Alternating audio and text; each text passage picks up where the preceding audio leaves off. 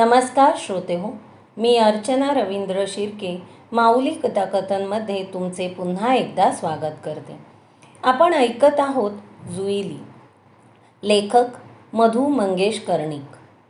अहोबाई दारात डोकावल्या. जुईलीबाई, कमाल आहे हो या गिरीश सुर्वेची. काय झालं अहोबाई?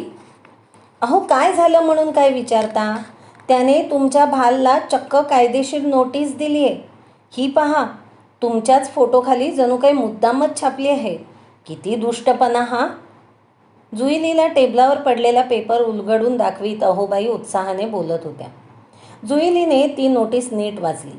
तिचा अर्थ ध्यानात येताच रौप्य महोत्सवी जाहिरातीच्या प्रसिद्धीने तिच्या मनात संचारलेली उत्साहाची लाट ओहोटीच्या गतीने ओसरली. तिचे सारे बळच संपल्यासारखे झाले. पुढे काय होणार हेच तिला कळेना. खूप दिवसांनी निर्मलाचे पत्र आले होते. जुईलीने ते घाईघाईने फोडले आणि वाचू लागली. प्रिय जुईली, तुझं खूप दिवसात पत्र आलं नाही. मीही मध्यंतरी आजारीच होते. अजूनही पूर्ण बरं वाटलं नाही. माझ्या आजाराविषयी जास्त लिहित नाही. तुझी माझी लवकरच भेट होईल तेव्हा सविस्तर सांगेन. हो, मी लवकरच मुंबईला उपचारासाठी येणार आहे. मला मुंबईच्या मोठ्या डॉक्टरांकडून इलाज करून घ्यायला हवेत असे इथल्या कणकवलीच्या डॉक्टरांचे मत आहे व त्यांनी तसा लकडाच लावला आहे माझ्या मागे. केवळ म्हणूनच मी मुंबईला येणार आहे. नाहीतर मला मुंबईला येण्याची मुळीच इच्छा नाही. खरं तर मला आता कुठेसुद्धा जावे असे वाटत नाही. पण आत्याबाई मला इथं राहू देणार नाही.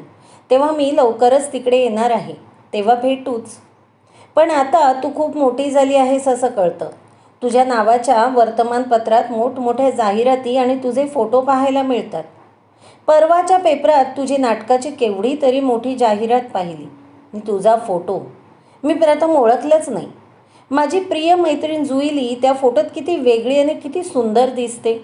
मला फार अभिमान वाटला. आत्याबाईनं तर ती जाहिरात कापून ठेवली तुझ्या सीताराम मामाला दाखवण्यासाठी. त्याला ती दाखवली तेव्हा तो कागद छातीशी धरून तो टिपे गाळू लागला. सीताराम मामाला एखादं पत्र लिही, त्याला बरं वाटेल. त्याचा तुझ्यावर खूप जीव आहे. तुझी भीमा मामी खुशाल आहे. तिची मुलगीसुद्धा मोठी गोड पोरगी आहे. आत्या म्हणते ही पोरगी बरीचशी जुईलीसारखीच दिसते. उद्या मोठी झाली की हुबेहूब जुईलीच दिसेल. मला मात्र तसं वाटत नाही. तू किती गोरी, तुझी मामे बहीण सावळी आहे, भीमा मामीसारखी. तुझ्याकडील सविस्तर हकीकत पत्रोत्तरी कळव. मला लिहावेसे खूप वाटते पण होत नाही. तेव्हा इथंच थांबते. तुझी निर्मला. जुईली ते पत्र हातात घेऊन किती वेळ तरी तंद्री लागल्यासारखी बसली होती. तिच्या डोळ्यासमोर कोकणातली दृश्य उभी राहत होती. एकातून दुसरी आठवण, एका दृश्यातून दुसरे दृश्य. भीमा मामीचे, तिच्यानी पाहिलेल्या मुलीचे, सीताराम मामाचे, बसाप्पाचे, प्रभू मास्तर आणि आशा वहिनीचे, इंदू परबचे आणि निर्मलाचे. एक धावणारी, रेंगाळणारी, रुखरुख लावणारी चित्रमालिका. लंचित चंद्रमाचा रौप्य महोत्सवी प्रयोग बेफाम रंगला. प्रेक्षकांची याही प्रयोगाला तुडुंब गर्दी झाली होती. पहिल्याच रांगेत गुलाब पोवळे आणि चंदूभाई बसले होते. त्या रांगेत ज्या निवडक प्रेक्षकांनी तिकिटे काढली होती त्यात ती दोघे होती. जुईली रंगमंचावरून ओझरत्या कटाक्षाने गुलाबच्या चेहऱ्यावरील भाव पाहत होती. इतर प्रेक्षकांएवढीच गुलाबही नाट्यप्रयोग पाहताना गुंग झाली होती.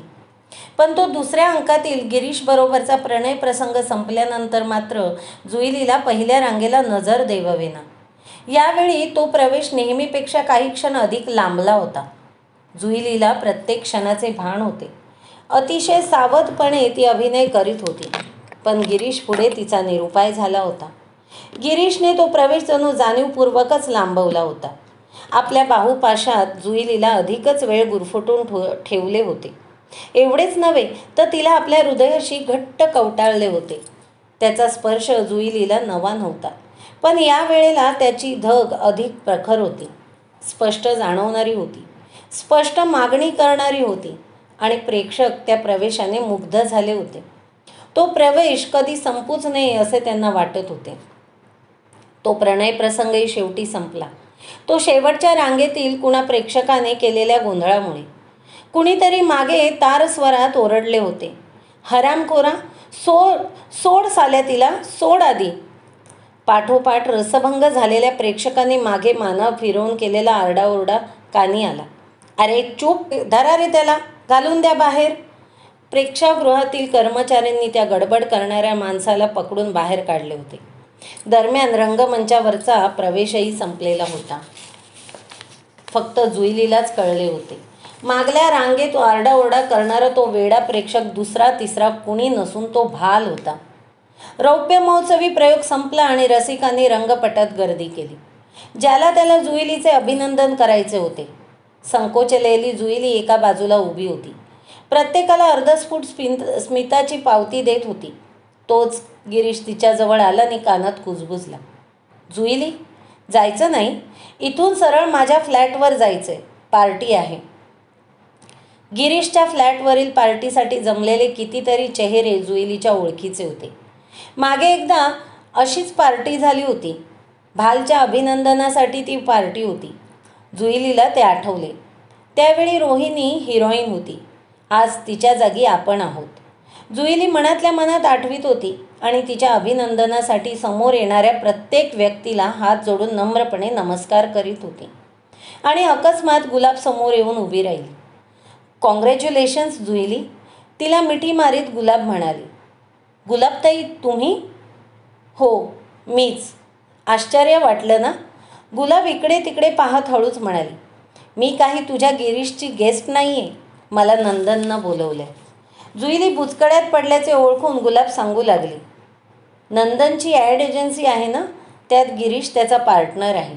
म्हणून आजच्या पार्टीला गिरीशनं नंदनला त्याच्या गेस्टसह बोलावलंय. मी नंदनसाठी आले, त्याची गेस्ट म्हणून. आणि चंदूभाई नाही आले? ते मगाशी नाटकाला होते. तू पाहिलंस ना त्यांना? त्यांना असल्या पार्ट्या आवडत नाहीत. ते गेले. मी एकटीच आले. मग तुझं काम आम्हा दोघांनाही फार आवडलं. गिरीशला अगदी खाऊन टाकलंस तू. अप्रतिम केलंस तू काम. आणि जुईलीचा एक नाजूक गालगुच्चा घेत ती तिच्या कानात कुजबुजली. ए, मगाशी नाटकात त्या गिरीशने तुला केवढी कवटाळून धरली. सांभाळ हं. जुईलीला ते ऐकताना फार शरमल्यासारखं वाटलं. पार्टी सुरू झाली. मद्याचे चषक घेऊन नोकर हिंडू लागले. प्रत्येकाने आपापला ब्रँड निवडला. उंची सिगरेटची धूम्र वलये वळणे घेऊ लागली. जुईली गुलाबच्या जोडीने एका सोफ्यावर अवघडून बसली होती. गुलाबच्या पलीकडे तिला भिडून नंदन बसला होता. गुलाबने समोर आलेला जिनचा ग्लास बाजूला ठेवून स्कॉचची निवड केली आणि जुईलीला विचारले. जुईली, तू? छे, मी नाही घेत. मी लेमन घेईन. असल्या पार्टीत लेमन सोडा असल्या साध्या पाण्याला हात लावायचा नसतो. खरंच मला नको. पार्टी तुझ्यासाठी आणि तू नाही म्हणून कसं चालेल? तोच गिरीश तिथे आला. जुईली, ही पार्टी तुझ्यासाठी आहे. Celebrate your success. जुईली मुग्ध असली. Ladies and gentlemen. हातातील मद्याचा चषक उंचावीत फिल्मी स्टाईलने गिरीशने उंच स्वरात सर्वांना पुकारले. सर्वांनी आपापसातील बोलणे थांबवले आणि ते गिरीशकडे पाहू लागले. कुणीतरी टेपवर वाजणारी सतारही मंद केली. लेडीज अँड जंटलमेन, आज आपण नाट्य तरंगची नवी नायिका जुईली हिच्या पहिल्या वहिल्या नाटकाचा रौप्य महोत्सव उत्सव साजरा करण्यासाठी इथे जमलो आहोत. मंडळींनी उगाचच टाळ्या वाजवल्या. तिचं रंगभूमीवरील पदार्पण कल्पनातीत यशस्वी झालेलं आहे. पुन्हा टाळ्यांचा कडकडाट झाला. लेडीज अँड जंटलमेनना व्हिस्की चढू लागलेली असली तरी प्रत्येक वाक्याला टाळ्या वाजवण्याची काही जरुरी नाही. नंदन चिटणीसमध्येच अर्धवट उठत म्हणाला. वाजवू दे रे, हा क्षणच आनंदाचा आहे. रावसाहेब कामते घोगऱ्या आवाजात बोलले. तर आजची तिची यशाची कमान यापुढेही अशीच चढती राहू अशी आपण तिच्यासाठी रंगदेवतेकडे प्रार्थना करूया व तिला सदिच्छा देऊया. पुन्हा टाळ्या वाजल्या. मंडळी अगदी रंगात आलेली दिसत होती. माझ्या व आपणा सर्वांच्या सदिच्छेचं प्रतीक म्हणून मी. बोलता बोलता गिरीशने एक सुरेख हस्तिदंती छोटी बॉक्स उघडली आणि ती मधून एक लखलखणारा नेकलेस बाहेर काढला. मी हा नेकलेस जुईलीला भेट म्हणून अर्पण करीत आहे. गिरीशने एखाद्या सरदार आणि महाराणीसमोर तबकातून नजराणा सादर करावा तसा वाकून तो हिऱ्यांचा नेकलेस जुईलीसमोर धरला. जुईलीने संकोचाने आणि भिडस्तपणाने अगदी दडपण गेली होती. तिला काय करावे हेच सुचेना. तोच गुलाबने तिच्या दंडाला धरून उठवले. तिच्या कानात ती कुजबुजली. उठ आणि घे तो. थँक्यू म्हण. जुईली उठली.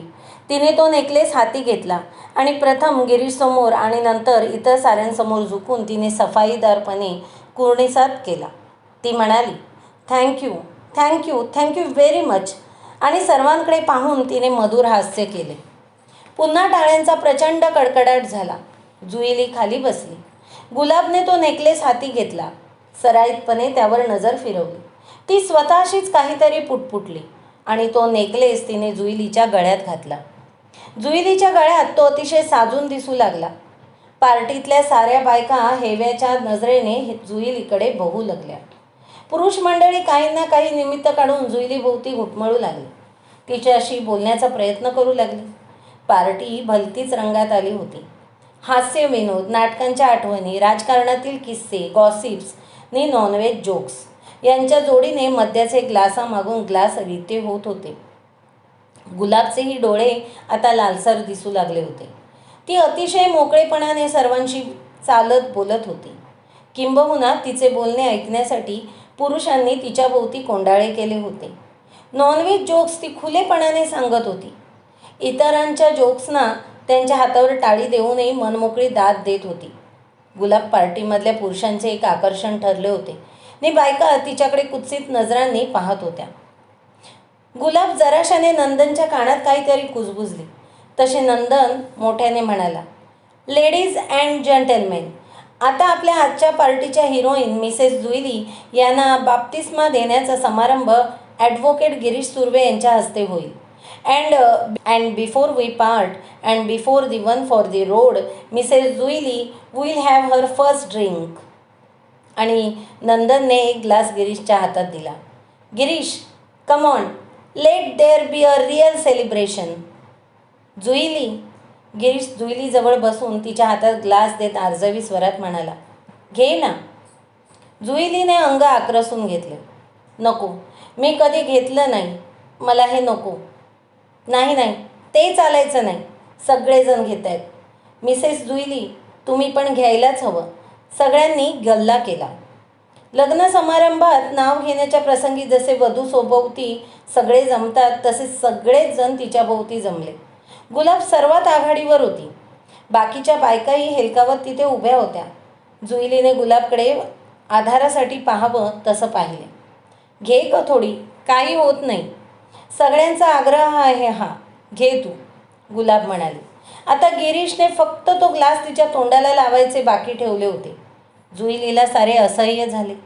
तिने जणू सुटका व्हावी यासाठीच तो ग्लास हाती घेतला आणि औषध घ्यावे तसा घटाघट पिऊन टाकला. तिचे तोंड कडवट झाले होते. त्या जळजळीत द्रवाची तीक्ष्ण धार तिचा गळा जणू चिरीत भाजीत खाली उतरला होता. पुन्हा सगळ्यांनी टाळ्या वाजवून जल्लोष केला. ब्रेवो ब्रेवोचा घोष झाला. जराशाने जुईली हळूच तिथून उठली आणि बाहेर वरांड्यात आली. बाहेर छान झुळका येत होत्या. त्या मोकळ्या हवेत ती कठड्यावर रेलून उभी राहिली. एकाएकी तिला जुनी आठवण आली.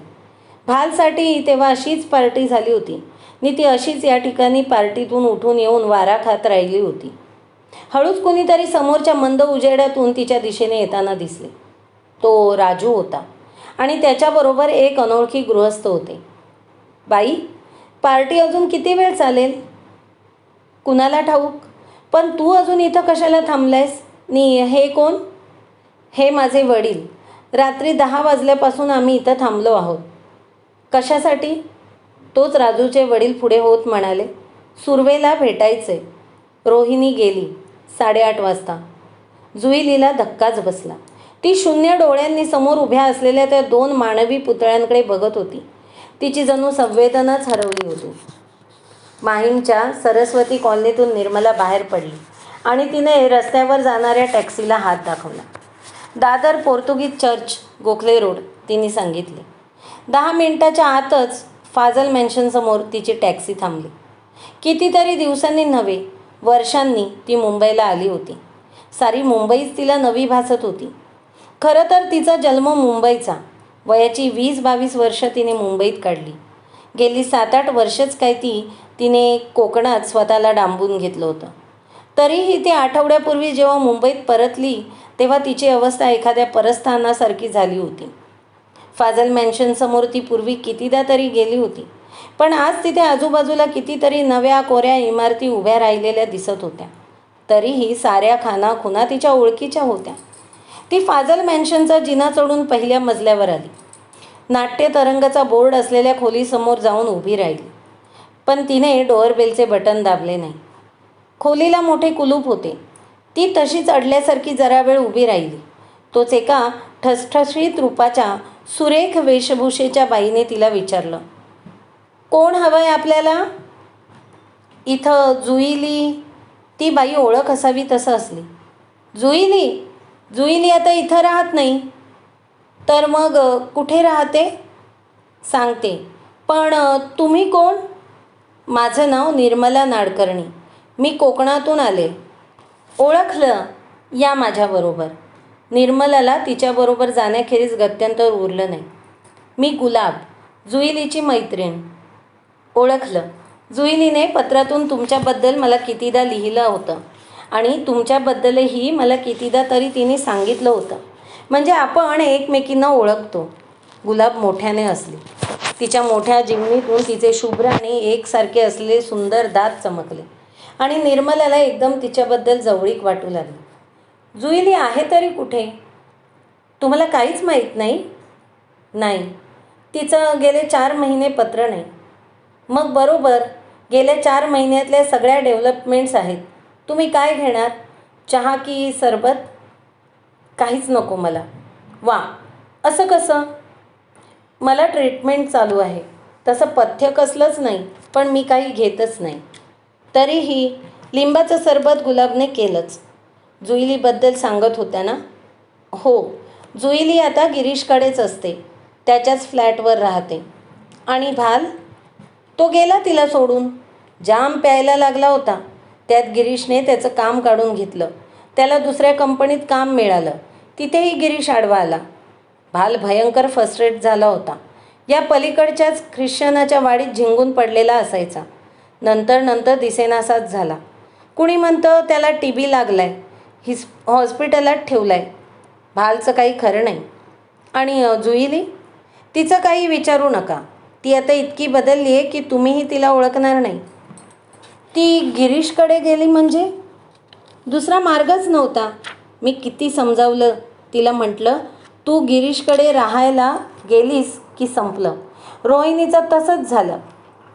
ती वारली ना? पेपरमध्ये मी वाचलं. बिचारी, कॅन्सर झाला होता. गिरीशनं प्रथम लक्ष दिलं. डॉक्टर केले, पण कॅन्सर म्हटल्यानंतर त्याचा इंटरेस्ट संपला. मग तो रोहिणीच्या मुलाकडे पैसे फक्त द्यायचा. तिचा नवराही गिरीशमुळे तिला सोडून गेला होता. आता तिच्या तुंबलेल्या नाईटच्या पैशांसाठी त्याच्याने गिरीशच्या मारामाऱ्या चालू आहेत. गिरीश त्याला दाद देणार आहे. बोलून चालून वकील तो. त्यानं रोहिणीकडून कसल्या कागदांवर सह्या घेतल्या असतील देव जाणे. जुईलीला मला भेटायचे.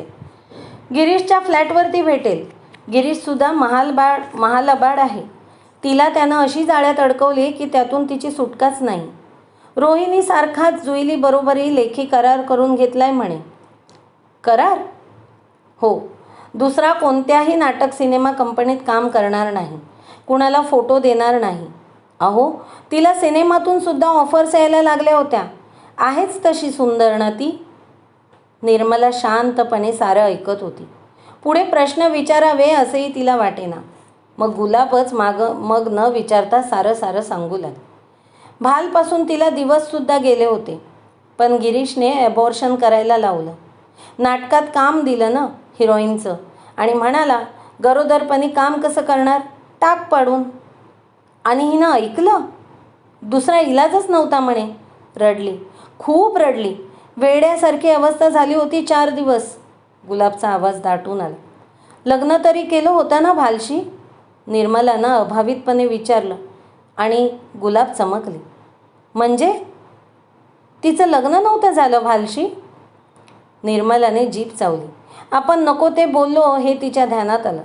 ती सावरून घेत म्हणाली, नाही, म्हणजे गावीच लग्न झालं होतं तिचं, पण मी सल्ला दिला होता, मुंबईत गेलीस म्हणजे रजिस्टर लग्न करून टाक.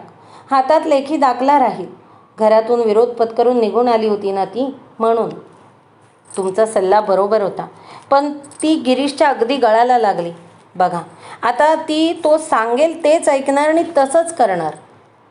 पण तिला गिरीशच्या घरी जाऊन राहायचं कारणच काय? गिरीशला ते हवं होतं म्हणून. ही शेजारची डबल रूम त्यानं तिला भालला दिली होती. भाल निघून गेल्यावर हिला रोहिणीऐवजी हिरोईन बनवल्यावर जणू काही हिच्यावर त्याचा हक्कच शाबित झाला. त्यानं ही जागा कंपनीच्या मॅनेजरला दिली आहे राहायला. जुईलीला म्हणाला, तू येऊन माझ्या फ्लॅटवर राहा. आणि ही खुळी गेली राहायला. नवरा बायकोसारखी राहतात म्हणे. निर्मलानं सुन्नासा उसासा टाकला. अहो, बाईंची गुलाबच्या खोलीवर केव्हापासून टेहळणी होती. तिच्याकडे कुणीतरी पाहुणी आली आहे आणि जुईलीबद्दल बोलणं चाललंय एवढं तिने ओळखलं होतं. ती एकदम गुलाबच्या खोलीच्या दारात येऊन उभी राहिली. गुलाबबाई, तुमच्या कानावर आलं का? काय ते? अहो, जुईलीनं म्हणे झोपेच्या गोळ्या घेतल्यात, हॉस्पिटलमध्ये नेलंय. अगं बाई, मला सकाळीच बातमी लागली, पण नक्की कळेपर्यंत म्हटलं कुठं बोलू नये. गिरीशच्या कंपनीतल्या मोऱ्याच सांगत होता. आता कसं आहे? आता धोका टळलाय म्हणे. पण मी म्हणते, काय हा अघोरीपणा? त्या गिरीशला का म्हणून त्रास बरं? या बाई कोण? कोकणातून आलेत. जुईलीच्या गावाकडून? निर्मलानं अस्पष्टसं हो म्हटलं आणि ती जायला उठली. येते मी गुलाबबाई. मग अहोबाईंकडे वळून तिने विचारलं, कुठल्या हॉस्पिटलात ठेवलंय तिला? इथंच, रानडे रोडवरल्या डॉक्टर पावसकरांच्या हॉस्पिटलात. प्रायव्हेट आहे ते. निर्मला फाजल मेन्शनच्या जिन्याच्या पायऱ्या उतरत होती. एकाएकी तिच्या डोळ्यासमोर अंधारी आली. अंधाराच्या क्रूर घोंगावणाऱ्या, सगळ्या जगाला व्यापून टाकणाऱ्या लाटा चहूबाजूंनी चाल करून येऊ लागल्याचा भास तिला होऊ लागला.